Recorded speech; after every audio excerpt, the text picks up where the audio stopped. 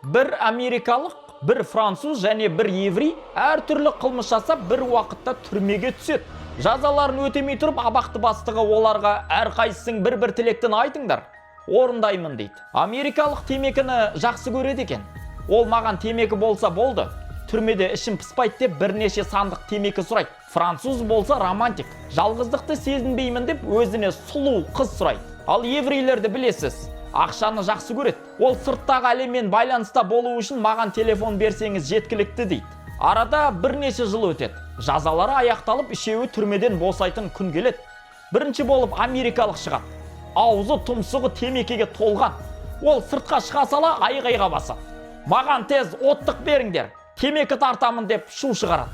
Сөйтсе ол өтініш жасағанда сіріңке сұрауды ұмытып кеткен екен. Екінші болып француз шығады. Арқасында бір бала, құшағында екі бала. Ал жанындағы сұлу әйелдің аяғы ауыр. Үшінші болып еврей шығады. Көңіл күйі көтеріңкі.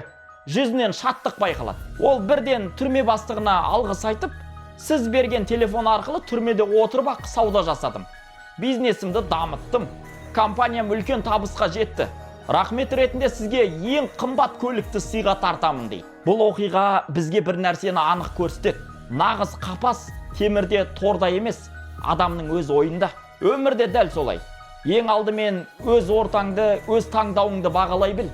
Өйткені дұрыс түсінбеген мүмкіндік ешқашан нәтиже бермейді. Сенің ұстанымың болашағыңды анықтайды. Арбадағы бала осындай әсерлі қызықты оқиғаларды тағы айтып береді. Мені жеке қолдаймын десеңіздер, номерім осы. Ерасыл Ж деп шығады. Парақшама жазылып лайк бассаңыздар да мен үшін үлкен қолдау.